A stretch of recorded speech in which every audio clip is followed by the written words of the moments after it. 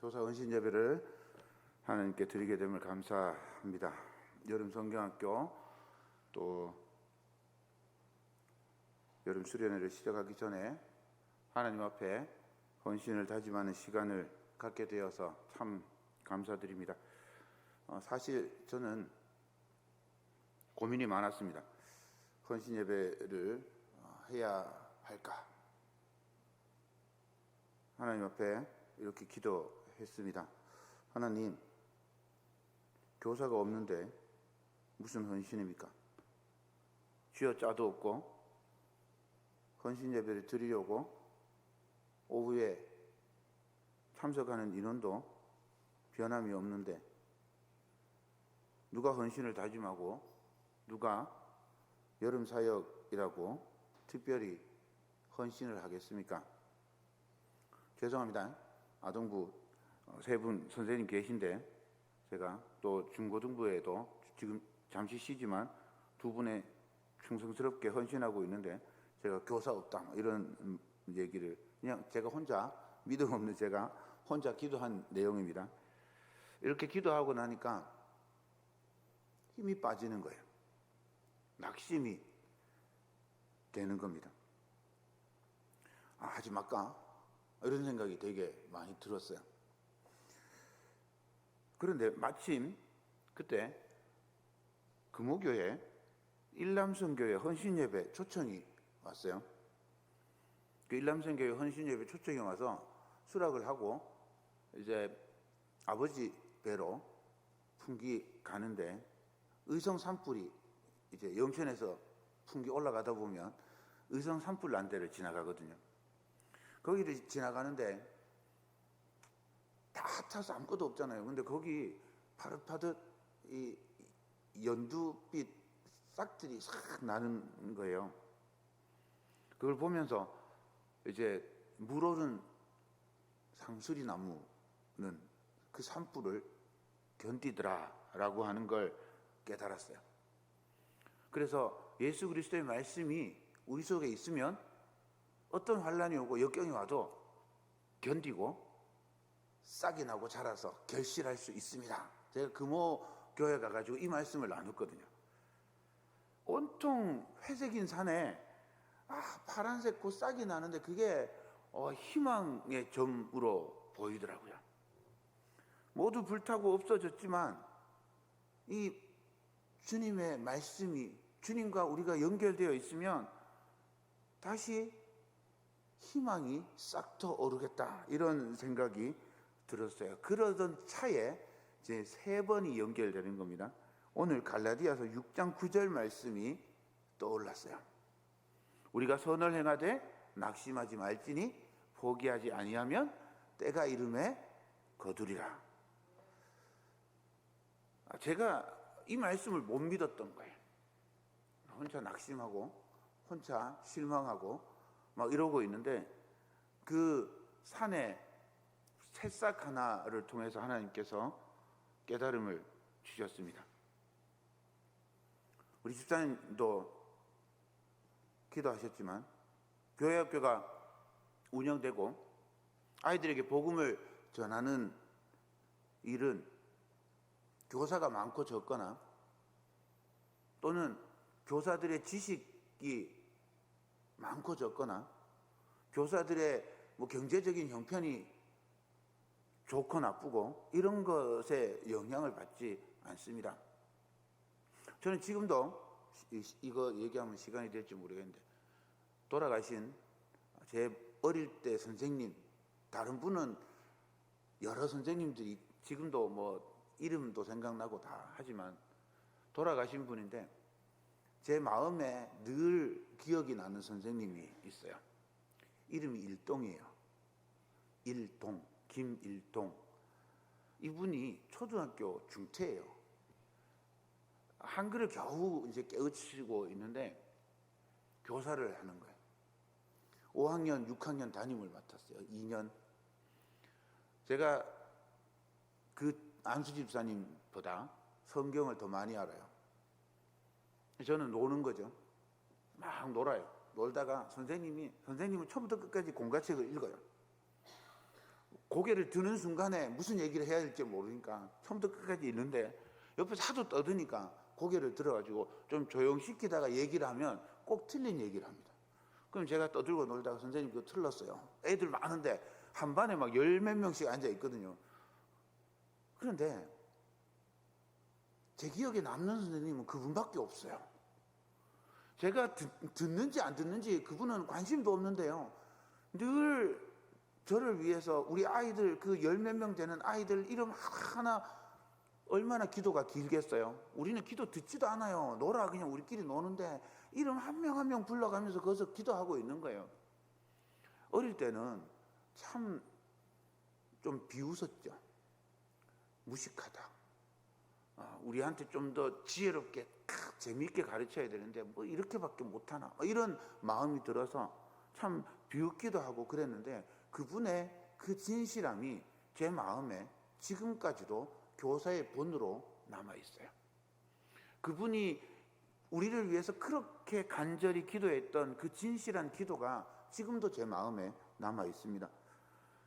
우리가 겉으로 드러나는 이런 능력이나 지식이나 이런 거 가지고 교사한다면 교사할 수 있는 없죠. 환경 때문이 아니라 우리는 하나님의 사랑 때문에 이 일을 하는 건 줄로 믿습니다. 우리가 낙심하고 포기하는가, 그렇지 않으면 믿음으로 계속 해나가는가, 이 양자택일의 문제입니다. 이 양자택일의 문제에서 우리가 믿음으로 계속 해나갈 때 하나님께서 기뻐하시는 이 선한 일을 하나님께서 하나님의 때에 이루어 주실 줄로 믿습니다. 퀴즈, 졸릴 것 같아서 퀴즈를 내겠습니다. 코끼리를 냉장고에 넣는 방법. 코끼리를 냉장고에 넣는 방법을 아시는 분은 손을 들어주세요. 전사님 말고. 이현우 장님 말씀해 보십시오. 네. 네. 정답입니다. 아셨죠? 코끼리 냉장고 넣는 방법입니다. 이해가 안 됩니까? 코끼리를 냉장고에 넣으려면 냉장고 문을 열고 코끼리를 집어넣고 냉장고 문을 닫으면 돼요. 간단하잖아요. 그럼 기린을 넣으려면 어떻게 해야 됩니까? 냉장고 문을 열어요. 그리고 어떻게 해야 되죠? 코끼리를 꺼내야죠. 그리고 기린을 넣어요. 그리고 냉장고 문을 닫으면 됩니다. 네. 쉽죠? 네. 태국에 가면 지금은 이제 못해요. 근데 태국에 가면 이 코끼리를 서커스에 이용하려고 야생 코끼리를 잡아서 길을 들이는데, 야생이니까 길들이기가 어렵잖아요. 새끼 때부터 키우면 길들이기가 쉬운데 이 야생 코끼리를 잡으면요, 큰 쇠사, 자기 그 다리만한 쇠사슬을 목에다 건대요. 그리고는 이 쇠사슬을 어디다가 묶는가 하면 나무에다가 묶어요. 근데 코끼리가 힘이 워낙 좋으니까 웬만한 나무는 다 넘어뜨리는 거예요. 넘어뜨리는 못하는 나무가 하나 있어요. 혹시 아세요? 코끼리가 넘어뜨리지 못하는 나무가 있어요. 그 나무의 이름이 벵갈 고무나무라고 하는 나무인데, 우리 이거 좀 들어봤을 거예요. 바냔트리라고 혹시 들어보셨어요? 호텔 이름입니다. 바냔트리. 서울에 가면 좋은 호텔 있어요. 그 좋은 호텔 이름이 바냔트리라고 하는 건데, 이 나무는 제가 이 나무를 보고 놀랐어요. 높이는 25m밖에 안 돼요. 높이는 25m니까 그렇게 높은 나무는 아니거든요. 그런데 이 나무의 지름이 145m. 지름이. 그리고 나이가 14,000살. 그러니까 이 나무에다가 묶어 놓으면 코끼리가 아무리 용을 써도 이 나무를 뽑을 수가 없는 거예요. 그래서 있는 힘껏 용을 쓰고 막 꺾으려고 힘을 쓰다가 코끼리가 힘이 다 해가지고 퍼져요. 그러고는 포기를 합니다. 그러면 이제 주인이 가가지고 그 쇠사슬을 가는 걸로 바꿔요. 그리고 나무 말뚝에다가 딱 묶어요. 근데 나무 말뚝은요, 사람도 뽑을 수 있는 나무 말뚝인데 코끼리가 이 나무 말뚝을 뽑지를 못합니다. 쇠사슬 끝까지 딱 가면 더 이상 갈 수 없구나 하고 거기서 딱 멈춰버리는 거예요. 낙심하고 포기했기 때문입니다. 낙심하고 포기하면 자기가 할 수 있는 것보다 훨씬 더 적은 일을 하게 돼요. 아니 아예 못하게 되는 거죠. 어릴 때, 이제 오늘 어릴 때 얘기 많이 합니다. 어릴 때 우리 집 뒤에 당집이 있었어요. 당집 아시죠? 당집에 많은 게 뭡니까? 소나무. 당집에 소나무가 엄청 많았어요. 그런데 소나무에 어느 날 번개가 쳐가지고 소나무에 번개를 엄청 쳤나 봐요. 그래서 나무가 다 부러졌어. 근데 당집의 나무는 함부로 못 건드린다 그러대요. 맞나요? 그래서 당집의 나무를 동네 사람들이 건드리지를 못하는 거예요. 그래서 우리 아버지가 그 당집 나무를, 소나무를 샀어요. 싸게 사가지고 이제 우리 형제들이 가가지고 그거를 매일 가서 베는 거예요. 나무가 얼마나 큰가 하면 제가 어릴 때 이렇게 안으면 다 못 안았어요. 그런 나무를, 새 나무를 베가지고 집에 가지고 온 거예요. 그 한 나무, 이 한 토막 베는데 하루가 넘게 걸려요.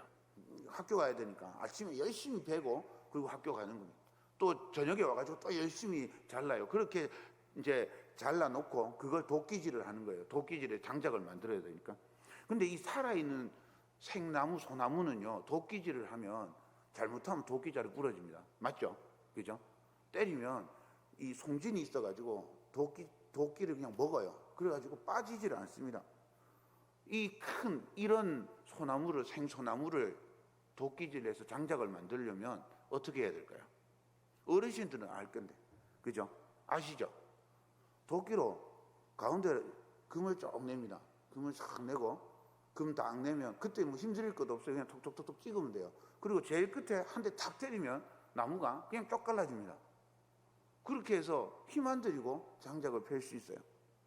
근데 요 원리가 가만 보니까 석공들이 화강암을 돌을 깰 때도 요 원리를 쓰더라고요. 그냥 나무에다, 그 돌에다가 정을 이렇게 박아요. 자르고 싶은 데다가 정을 이렇게 박고 또 그걸 조금씩 세게 박는 거예요. 그러면 조금씩 들어가잖아요. 그러다가 보면 어느 날 얘가 쫙 하고 갈라지는 거예요. 요즘도 씁니다. 요즘도 큰 바위에서 화강암을 꺼낼 때는 폭탄 쓰지 않으면 그렇게 해서 꺼내는 거예요. 그때 이 소나무 제 몸뚱이보다 훨씬 더 큰 그 소나무를 한 번에 쫙 갈라낼 때 그 기분, 그 통쾌한 기분은요, 진짜 말로 표현할 수 없어요. 근데 이걸 모르면, 이 방법을 모르면 어떨까요? 그냥 있는 힘껏 도끼를 가운데다가 때려 박아가지고, 그리고 그냥 도끼 자루만 해먹고 빠지지도 않아요. 그럼 또 다른 도끼 또 구해와가지고 또 때려, 또 제 3개 한번 해먹은 적이 있거든요. 힘으로 하면 못하는 거죠. 헛짓 같아요. 저 생소나무를 저걸 어떻게 자른단 말이에요. 마를 때까지 기다려야지. 마르면 더 안 잘리는데. 그런데 포기하지 않고 차근차근 일을 해보니까 아주 놀라운 결과를 얻게 되었습니다. 누가복음 5장에 가면 예수님께서 베드로를 부르시는 이야기가 나와요. 밤새도록 베드로는 자기가 제일 잘하는 일을 했어요. 베드로가 제일 잘하는 일이 뭐죠? 물고기 잡는 거잖아요. 그죠? 맞잖아요. 제일 잘하는 일을 했단 말이에요. 그런데 제일 잘하는 일을 했는데 아무것도 못 잡았어요. 밤새도록 했는데 아무것도 못 잡았어요. 완전히 실패잖아요. 요즘 애들 말로 폭망이에요. 폭망. 네, 폭삭 망했다고 폭망해. 그런데 베드로의 이 실패는요, 실패가 아니었어요. 왜 실패가 아니었을까요? 자, 생각을 해보세요. 베드로가 그날 물고기를 일찍 많이 잡았어요. 그래서 고기 잡이에 성공했다면 어떻게 되었을까요? 아침에 예수님이 말씀을 전하러 나오셨는데 배가 있었을까요? 없었을까요? 배가 없죠. 왜요? 빨리 물고기 팔러 가야 되잖아요. 지금 그물 싣고 이럴 수가 없어. 물고기 팔러 가야, 안 그러면 물고기 상하잖아요. 그러니까 빨리 물고기 팔러 가야 되니까 예수님이 말씀 전할 때 베드로가 거기 있을 수가 없는 거예요. 베드로가 물고기를 한 마리도 못 잡고 그날 밤에 완전히 폭망, 대실패를 경험해가지고 진짜 아침나절에 이제 할 짓이 없으니까 이제 금을 씻고 있는 거죠. 그때 예수님을 만난 거예요. 예수님 만난 게 베드로에게는 가장 큰 성공이잖아요. 그러니 베드로의 실패는 실패가 아니었던 거죠. 하나님 앞에 성공과 실패는 사람이 생각하는 성공과 실패와 전혀 다른 걸 알 수 있어요. 고린도전서 15장 58절에 사도 바울이 이렇게 권면합니다. 그러므로 내 사랑하는 형제들아, 견실하며 흔들리지 말고 항상 주의 일에 더욱 힘쓰는 자들이 되라. 이는 너희 수고가 주 안에서 헛되지 않은 줄 알미라. 우리 주님 안에 있을 때, 우리 주님의 일을 감당할 때 그 수고는 헛되지 않습니다. 그러므로 흔들리지 말고 주님을 온전히 신뢰함으로 그 일을 계속해 나가라고 권면하고 있습니다. 이번에 여름 성경학교 수련을 통해서 우리 아이들이 예수님을 만나고 하나님을 바로 믿게 되는 그 은혜가 이 여름 성경학교 수련회에 임할 줄 믿습니다. 흔들리지 않고 우리 주님을 신뢰하면서 기쁨과 감사로 이 일들을 감당해 나갈 수 있기를 소망합니다. 성도에게 신앙생활할 때 두 가지 굉장히 위험한 일이 있습니다. 하나는 교만입니다. 이건 사실 다 아는 이야기잖아요. 태초의 범죄가 하나님의 자질을 차지하려고 하는, 하나님과 같이 되려고 하는 인간의 교만에서부터 시작됐어요. 아담과 하와가 하나님처럼 선악을 판단하려고 교만에 빠졌고요. 가인은 생명의 주인이신 하나님의 자리를 강탈하고 인간인 가인이 생명을 판단하기에 이릅니다. 바벨은 자기 이름을 내고 스스로 살아보려고 교만의 극단을 보여주고 있죠. 교만은요, 하나님이 필요 없다라고 생각하는 죄입니다. 그래서 잠언 16장 18절에 교만은 패망의 선봉이요 거만한 마음은 넘어짐의 앞잡이다라고 얘기하고 있습니다.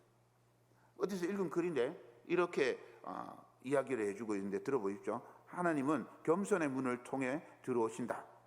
사탄은 교만의 문을 통해 들어온다.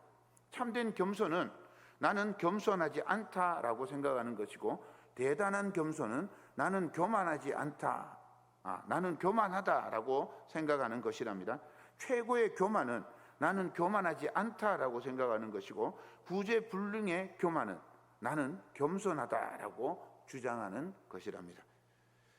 그러니 교만은 언제 어떤 순간에도 우리가 경계해야 되는 아주 위험한 것 중에 하나입니다. 다른 하나는 뭘까요?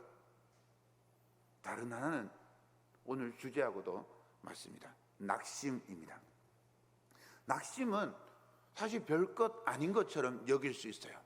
그런데 낙심은 하나님의 능력을 불신하는 거예요. 교만은 뭐라고 생각해요?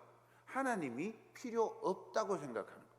교만은 하나님 없이도 할 수 있다라고 생각하는 거고, 낙심은 하나님이 능력이 없다라고 생각하는 거예요. 그러니 하나님이 능력이 없으니 기도해도 소용이 없고, 하나님이 능력이 없으니 하나님께 간구할 필요도 없는 거죠. 어떻게 보면 교만보다 더 나빠 보일 수 있습니다.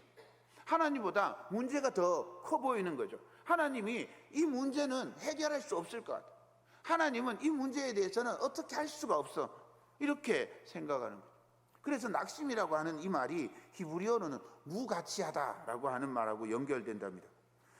여호수아 2장에 가면 여리고 사람들이 이스라엘 하나님의 소식을 듣고 마음이 낙심되었을 때 이렇게 표현합니다. 여호수아 2장 11절입니다.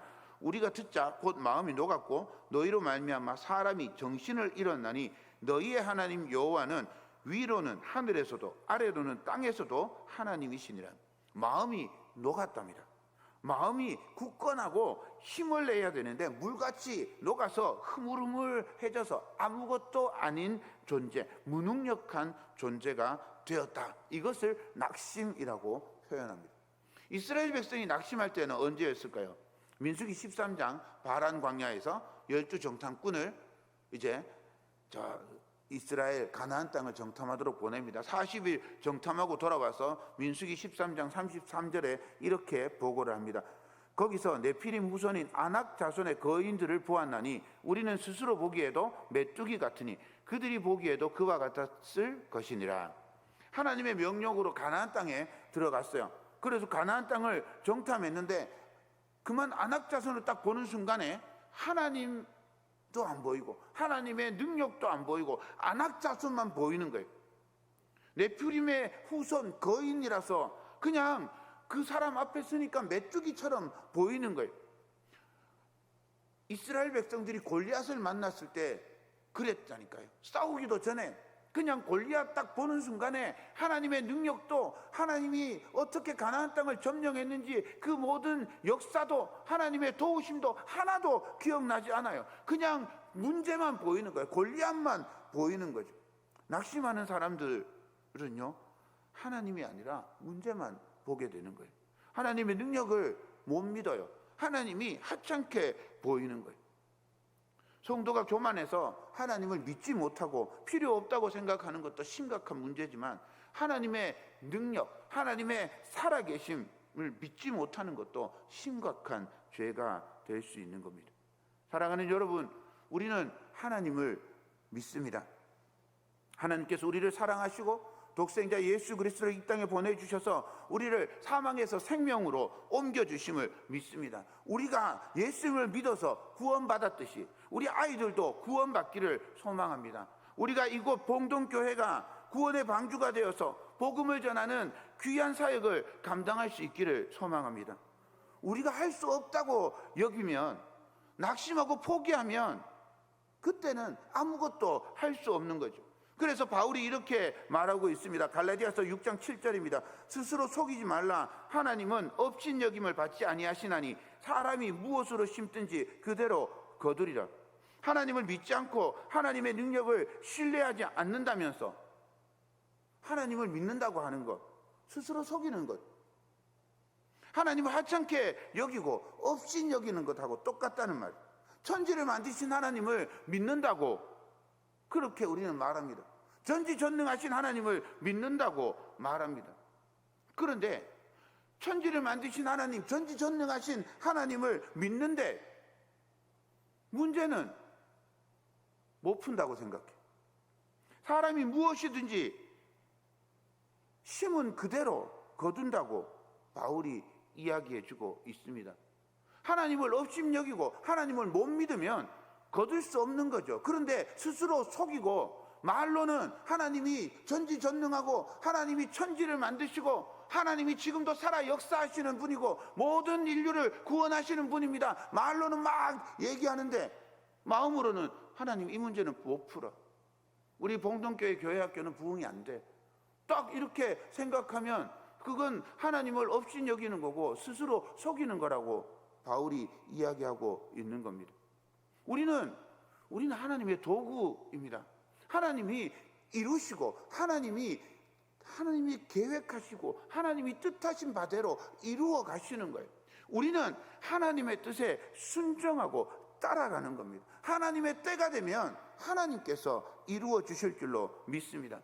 다 불타버린 아무것도 없는 그 새카만 땅에 풀이 자라고 나무에 노란 연초래 싹이 자라 올라가는 것처럼 아무것도 없다고 생각하는 에스겔의 그 마른 뼈 같은 골짜기에 하나님의 말씀에 성령의 바람이 불어오니 그 마른 뼈들이 살아나고 거기 뼈들이 사람이 되고 군대가 되고 생명이 되는 것, 그것처럼 하나님이 원하시면 이루어질 줄로 믿습니다.